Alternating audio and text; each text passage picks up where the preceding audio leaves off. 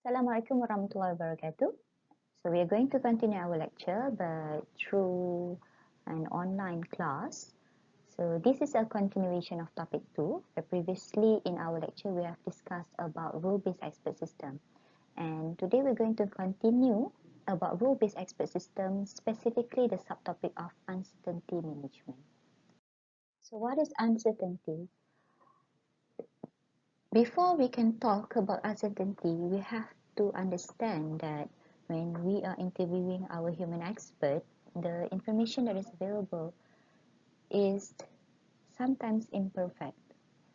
They can be incomplete, they can be inconsistent, and they can be uncertain. However, if the problem is to be decided by experts, they are able to cope with these defects because they are very experienced, and even if the information is incomplete, they can reach correct judgments and make the right decisions.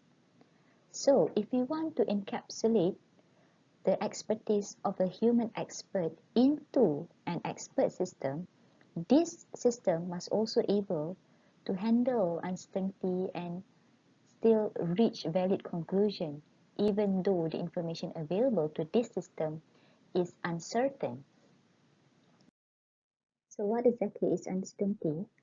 The definition of uncertainty can be described as the lack of exact knowledge that would enable us to reach a reliable conclusion.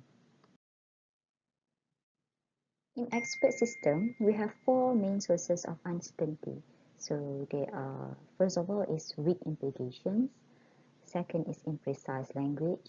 Third is unknown data. And fourth is combining views of different experts.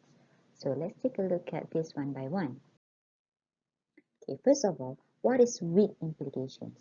So weak implications can happen when there are vague associations.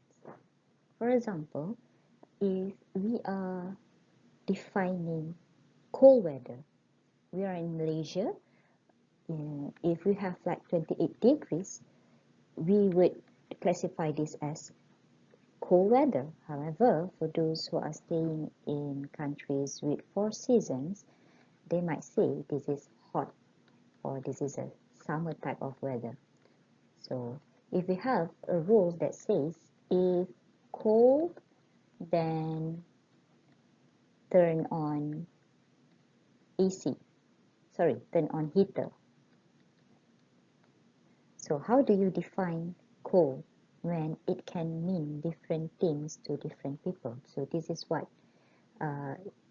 is meant by weak implications. The second type of uncertainty in expert system is imprecise language. Imprecise language can happen because our natural language is ambiguous. So we use terms such as sometimes, quite, more or less. So these are very imprecise terms. As a result, it can be difficult to express knowledge in precise if-then rules. However, if we can somehow quantify terms such as often or frequently or hardly ever, so if we can quantify this, we can include them in our expert system. The third source of uncertainty in expert system is unknown data. So when a data is incomplete or missing, so what we can do is just accept the value as unknown and proceed to an approximate reasoning with this value. So for example, if you have a system to whether to award a particular loan for someone who is applying for this loan, and we want the applicant to fill out details such as salary, and then current asset, and then perhaps current saving, to evaluate the risk associated with these applicants. So if, for example, the applicant fill up salary, and saving, but it doesn't fill up current assets. So a good system would still be able to reach an approximate reasoning. It can still reach a certain conclusion. But of course, this is still a source of uncertainty. And the final source of uncertainty in expert system comes from combining views of different experts. So large expert system, usually what we do is we combine knowledge of a number of experts. So it's not just one particular expert. However, unfortunately, experts sometimes they would clash with each other. It is very seldom that they reach exactly the same conclusion.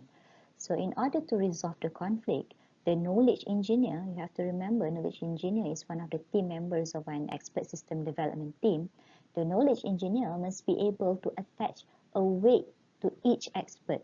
So which expert do we trust more? So which expert do we add a, a heavier weight to his or her conclusion? But of course, there is no systematic method to obtain these weights. How do we assign weights? Do we decide based on their experience in the field? So if someone has worked in the field for more than 10 years, he or she would have a heavier weight. So currently there is no systematic method on this. Finally, how do we solve uncertainty? If this is a particular problem to be decided by experts, they can use their common sense. And they often use this. They use heuristics when they solve problems that involving vague or ambiguous terms.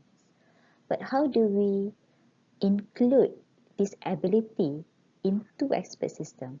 So one way is by using fuzzy logic.